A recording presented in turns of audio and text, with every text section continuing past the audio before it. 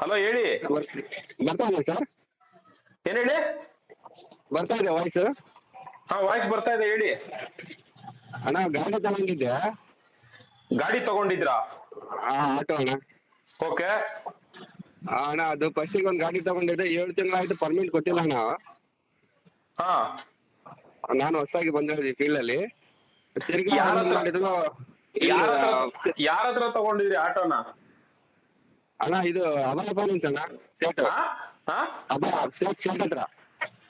Abhay finance ಅಲ್ಲಿ auto, ಅವನೇ auto ಅವನೇ ಆಟೋ ಕೊಡ್ಸಿದ್ನ ನಿಮ್ಗೆ? ಇಲ್ಲ ಅಣ್ಣ, ಬೇರೆ ನಮ್ಮ ಮನೆ ಪಕ್ಕದ ಕೊಡ್ಸಿದ್ರು ಅವರು. ಅಲ್ರಿ ನಿಮ್ ಮನೆ ಪಕ್ಕದಲ್ಲಿರೋರು ಏನ್ ಪರಿಚಯ ಮಾಡಿಸ್ಕೊಟ್ರ ಇದು ಆಟೋ ಕೊಡ್ತಾರೆ ಅಂತ? ಅವ್ರು ನಮ್ಮ ಮನೆ ಪಕ್ಕದವ್ರ ಕರ್ಕೊಂಡೋಗಿ ಕೊಡ್ಸಿದ್ರು.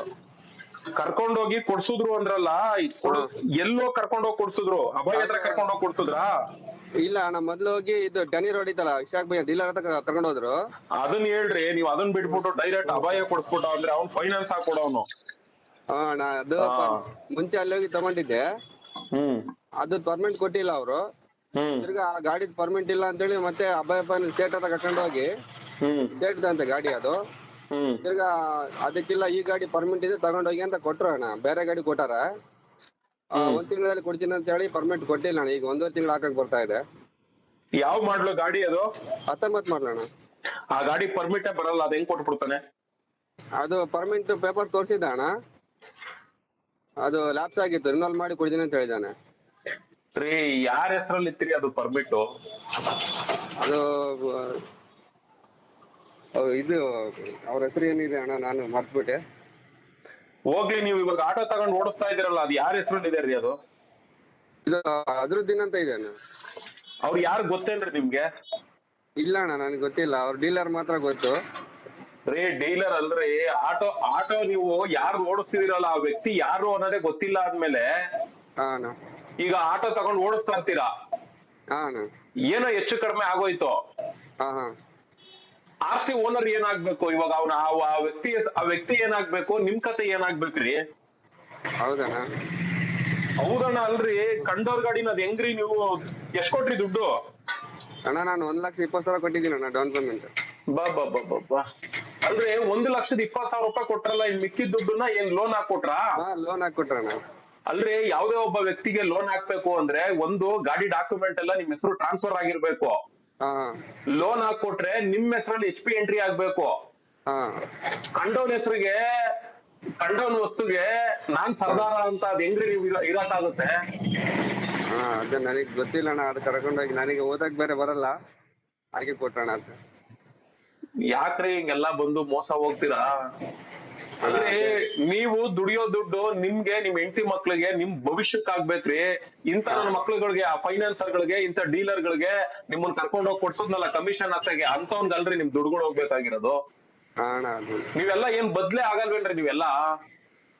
ಅಲ್ರಿ ಅಷ್ಟೆಲ್ಲ ವಿಡಿಯೋಸ್ ಮಾಡಿ ಹೇಳ್ತೀವಿ, ಕಂಡೋರ್ ಗಾಡಿಗೆ ಅದ್ ಹೆಂಗ್ರಯ್ಯ ನೀವೆಲ್ಲ ಗಾಡಿಗಳು EMI ಕಟ್ಕೊಂಡು ಕಂಡೋರ್ ಗಾಡಿ ಹೆಂಗ್ರಯ್ಯ ನೀವು ಓಡಿಸ್ಕೊಂಡಿರ್ತೀರಾ ಅಂತ ಅಷ್ಟೆಲ್ಲ ಹೇಳಿದ್ರು ನಿಮ್ ಕಿವಿಗಳಿಗೆ ಹೋಗಲ್ವಾ ಅದೆಲ್ಲ? ಅದೇ ಅಣ್ಣ, ಈ ತಿಂಗಳ ನಾನು ಕಟ್ಟೇ ಇಲ್ಲ, ಕಟ್ಟಲ್ಲ ಅಂತ ಹೇಳಿದೆ ನಾನು. ನನ್ನ ಹೆಸರಲ್ಲಿ ಮಾಡಿ ಕಟ್ಟಲ್ಲ ಅಂದ್ರೆ ಏನ್ ಮಾಡ್ತಾನೆ ಗೊತ್ತೇನ್ರಿ? ಗಾಡಿ ಕಿತ್ಕೊಂಡ್ ಹೋಯ್ತಾನೆ. ಹೌದಣ್ಣ? ಕಟ್ಟಲ್ಲ ಅಂದ್ರೆ ಗಾಡಿ ಕಿತ್ಕೊಂಡ್ ಹೋಯ್ತಾನೆ. ಗಾಡಿ ಕಿತ್ಕೊಂಡ್ ಹೋದ್ರೆ ಏನಾಗುತ್ತೆ ಹೇಳ?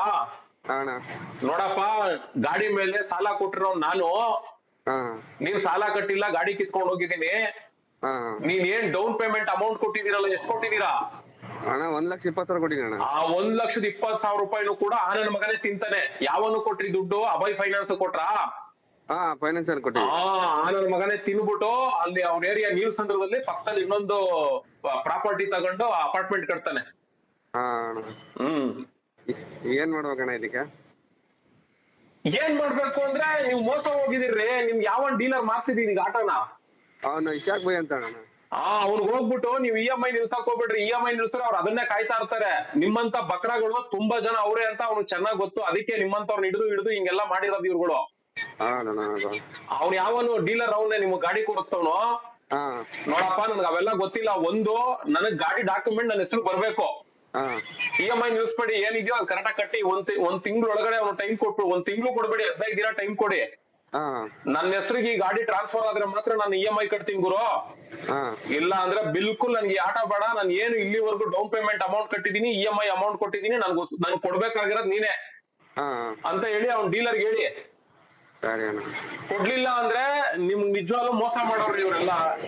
ಹಾ ಅಂದ್ರೆ ಆ ಗಾಡಿ ನೀವು ದುಡ್ಡು ಕಟ್ತಾ ಇದೀರಲ್ಲ, ಅಣ್ಣ ಆ ಗಾಡಿ ನನ್ಗೆ ಅನ್ನೋದಕ್ಕೆ ಒಂದ್ ಪ್ರೂಫ್ ಅಂತ ಏನ್ರಿ ಐತೆ ನಿಮ್ ಹತ್ರ? RC ಕಾರ್ಡ್ ಐತೇನ್ರಿ? ಇಲ್ಲ ಏನು ಇಲ್ಲ ಅಣ್ಣ. ಪರ್ಮಿಟ್ ಐತೇನ್ರಿ? ಇಲ್ಲ ಅಣ್ಣ. ಇವೆಲ್ಲ ಏನು ಇಲ್ಲ ಅಂದ್ಮೇಲೆ ಅದ್ ಹೆಂಗ್ರಿ ಆ ಗಾಡಿಗೆ ನೀವು ದುಡ್ಡು ಕಟ್ಕೊಂಡು ದುಡಿಮೆ ಮಾಡ್ಕೊಂಡು ಹೋಯ್ತಾ ಇದೀರಾ ದಡ್ರು ತರ? ಅದಕ್ ಬೇರೆ 1,20,000 ರೂಪಾಯಿ ದುಡ್ಡು ಸುರ್ದಿದಲ್ರಿ. ಅಣ್ಣ ಒಳ್ಳೆ ಕರ್ಮನ್ರಿ. ನಿಮ್ಮಂತವ್ರುಗಳೆಲ್ಲ ನಮಗ್ ಫೋನ್ ಮಾಡಿದಾಗ ಏನ್ ಹೇಳ್ಬೇಕು ಏನ್ ಬಿಡ್ಬೇಕು ಒಂದೂ ಗೊತ್ತಿಲ್ವಲ್ರಿ ನಾವು. ಇಲ್ಲಣ್ಣ ನನ್ಗೆ ಇದ್ರ ಬಗ್ಗೆ ಗೊತ್ತಿದ್ದಿಲ್ಲ ಅಣ್ಣ. ನಾನು ಅಣ್ಣಾಪುರ ಮಾಡ್ತಿದ್ದೆ ಮುಂಚೆ. ಆಮೇಲೆ ಅವ್ರು ಮನೆ ಪಕ್ಕ ಕರ್ಕೊಂಡು ಹೋಗಿ ಅಲ್ಲಿ ಇದು ಮಾಡಿದ್ರು. ನೋಡ್ರಿ, ನಿಮ್ಮನ್ನ ಕರ್ಕೊಂಡ್ ಹೋಗಿ ಒಂದ್ ಆಟೋ ಕೊಡಿಸ್ತಾರೆ ಅಂದ್ರೆ ಅದು ಸೆಕೆಂಡ್ ಹ್ಯಾಂಡ್ ಕೊಡಿಸ್ತಾರೋ ಹೊಸದೇ ಕೊಡಿಸ್ತಾರೋ ಅಂದ್ರೆ ಹಾ ಅವನು ಸುಮ್ನೆ ಕೊಡ್ಸಿರಲ್ಲ. ಅವನು ಕೂಡ ಇದ್ರಲ್ಲಿ ಕಮಿಷನ್ ತಿಂದಿರ್ತಾನೆ. ಹಾ ಆ ಕಮಿಷನ್ ತಿಂದಿರೋ ನನ್ನ ಮಕ್ಳಿಗೆ ಒಳ್ಳೇದ್ ಮಾಡ್ಕೊಡ್ಬೇಕು ಅನ್ನೋ ಮನಸ್ಥಿತಿನೇ ಇಲ್ಲ. ಯಾಕೆ ಅಂದ್ರೆ ಅವ್ರಿಗೂ ಇದ್ರ ಬಗ್ಗೆ ಏನು ಗೊತ್ತಿರಲ್ಲ. ಹಾ ಹಾ ಅವತ್ತಿನ ಎಂಜಿನ್ ಕಾರ್ ಸಿಕ್ಬಿಟ್ರೆ ಸಾಕು ಅಂದ್ಬಿಟ್ಟು ತಗೊಂಡೋಗಿ ನಿಮ್ಮನ್ನ ಅವ್ರ ಹತ್ರ ತಲೆ ಹಿಡಿಯುವಂತ ಕೆಲಸ ಮಾಡ್ತವ್ರಿ ಇವ್ರು. ಈ 15 ದಿನ ಕೊಡ್ತಾ ಅಂತ ಹೇಳಿದಾನ. ನಾಳೆ ಸೋಮವಾರ ಹೋಗ್ಬೇಕು, ಬರೋ ಸೋಮವಾರ. ಅವ್ನ್ಗೆ ಹೇಳ್ರಿ 15 ದಿನ ಕೊಟ್ಟಿಲ್ಲ ಅಂದ್ರೆ ಹಾ ನೋಡಪ್ಪ, ನಾವು ಸೋಮಶೇಖರ್ ಅವ್ರ ಸಂಘಟನೆಗೆ ಹೋಗಿ ಸೇರ್ಕಂತೀನಿ. ಹಾ ಸೋಮಶೇಖರ್ ಅವ್ರನ್ನೇ ಕರ್ಕೊಂಡ್ಬಂದು ನೀನ್ ಆಫೀಸ್ ಮುಂದೆ ನಿಲ್ಲಿಸ್ತೀನಿ. ಸರಿ ಅಣ್ಣ. ನಾನು ನೀವೇನೇನ್ ದುಡ್ಡು ಕೊಟ್ಟಿದ್ದೀರಲ್ಲ ಅದಕ್ಕೆಲ್ಲ ನಿಮ್ ಹತ್ರ ಏನಿದೆ ದಾಖಲೆ? ದಾಖಲೆ ಇದೆ ಅಣ್ಣ, ಕಟ್ಟಿದ್ದು ಕಟ್ಟಡದೆಲ್ಲ ದಾಖಲೆ ಇದೆಯಾ? ಹಾ ಇದೆ ಅಣ್ಣ. 1,20,000 ರೂಪಾಯಿ ಕೊಟ್ಟಿದ್ರಲ್ಲ ಅದಕ್ಕೆ ದಾಖಲೆ ಇದೆಯಾ? 1,20,000 ಕಟ್ಟಿದ್ದು ಆ ದಾಖಲೆ ಇಲ್ಲ ಅಣ್ಣ. ನಾನು ಅವ್ನು ಯಾರು, ಅವ್ನು ಅಭಯ್ ಫೈನಾನ್ಸ್ ಇದಾನಲ್ಲ, ಹಾ ಅವನು ಫೋನ್ ಮಾಡ್ಬಿಟ್ಟು ಅಣ್ಣ ನೋಡ್ಗುರು, ನಾನು ನಿನ್ಗೆ EMI ಕಟ್ತೀನಿ ಕಟ್ಟಲ್ಲ ಅಂತ ಹೇಳಲ್ಲ. ಹಾ ನನ್ನ ಹತ್ರ ಏನ್ ನೀನು ಡೌನ್ ಪೇಮೆಂಟ್ ಅಮೌಂಟ್ ಇಸ್ಕೊಂಡಿದ್ಯಾ, ತಿಂಗಳ EMI ಕಟ್ಟಿಸ್ಕೊಂತ ಇದೀಯಾ? ಹಾ ಅಣ್ಣ. ಈ ಗಾಡಿನ ಡೀಲರ್ ನಿನ್ನ ಹತ್ರ ಕರ್ಕೊಂಬಂದ್ ಏನ್ ಈ ಗಾಡಿ ಮೇಲೆ ಫೈನಾನ್ಸ್ ಹಾಕ್ಸ್ಕೊಟ್ಟವ್ನೆ, ಹಾ ಅವ್ನಿಗೆ ನೀನ್ ಹೇಳ್ಬಿಡು ನಾನ್ ಮುಂದಿನ ತಿಂಗಳಿಂದ EMI ಕಟ್ಬೇಕು ಅಂದ್ರೆ ಗಾಡಿ ಡಾಕ್ಯುಮೆಂಟ್ ಏನಿದೆಯೋ ಅಪ್ ಟು ಡೇಟ್ ಕರೆಕ್ಟ್ ಆಗಿ ಮಾಡ್ಕೊಡ್ಬೇಕು ಅಂತ. ಹಾ ಅಣ್ಣ. ಈ ರೀತಿ ನೀನ್ ಮಾಡ್ಕೊಟ್ಟಿಲ್ಲ ಅಂದ್ರೆ ನಾನ್ ಹೆಂಗ್ EMI ಕಟ್ಬೇಕು ನೀನೇ ಹೇಳು ಅಂತ ಕೇಳ್ರಿ. ಯಾಕೆ ಅಂದ್ರೆ ಅಣ್ಣ ಅಪ್ ಟು ಡೇಟ್ ಗಾಡಿ ಡಾಕ್ಯುಮೆಂಟ್ ಇದ್ರೇನೆ ಕಂಡ್ರೆ ಯಾವನೇ ಆದ್ರೂ ಲೋನ್ ಕೊಡೋದು. ಈ ತರ ಗಾಡಿ ಡಾಕ್ಯುಮೆಂಟ್ ಪರ್ಮಿಟ್ ಇಲ್ಲ ಅಂದ್ರೆ ಯಾವನೋ ಹೆಸರಲ್ಲಿರೋ ಗಾಡಿಗೆ ಯಾವನ್ರಿ ಅವನು ಲೋನ್ ಹಾಕೊಡೋದಕ್ಕೆ? ಹೌದಣ್ಣ. ಈಗ ಒಂದ್ ವೇಳೆ ಆಯ್ತ್ರಿ, ಈ ಗಾಡಿನ ನಿಮ್ ಹೆಸರಿಗೆ ಮಾಡಿಸ್ಕೊಬೇಕು ಅಂತ ಹೋಯ್ತೀರಾ ಅಂತ ಅನ್ಕೊಳ್ಳಿ. ಅಣ್ಣ ಈಗ RC ಓನರ್ ಅವ್ರ ಹೆಸರೇನು ಹೇಳಿದ್ರಲ್ಲ, ಏನು ಅದು ಅದ್ರದ್ದಿನ ಅಂತ ಇದೆ ಅಣ್ಣ. ಅಜರುದ್ದೀನ್ ಏನಾದ್ರು ಸತ್ತೋಗ್ಬಿಟ್ಟಿದ್ರೆ ಹಾ ಅದ್ ಹೆಂಗ್ರಿ ನಿಮ್ ಹೆಸರು ಗಾಡಿ ಟ್ರಾನ್ಸ್ಫರ್ ಆಗ್ತದೆ? ಅಣ್ಣ ಅದು ಹೆಂಗ್ ಆಗ್ತದೆ ಅನ್ಕೊಂಡಿದೀರಾ? ಇಲ್ಲ ಅಣ್ಣ, ನನಗೆ ಗೊತ್ತಿಲ್ಲ ಅದು. ಈ RTO ಕಳ್ಳನ ಮಕ್ಳು ಆ ಪರ್ಮಿಟ್ ಇಲ್ಲದೆ ಇದ್ರು ಕೂಡ ಗಾಡಿಗಳನ್ನ ಪಾಸಿಂಗ್ ಮಾಡ್ತಾರಲ್ಲ, ಹಾ ಫಸ್ಟ್ ಆನನ ಮಕ್ಳು ಬರ್ತಾರೆ ಬಾಯಲ್ಲಿ ಏನ್ ಮಾಡೋಣ ಗುರು.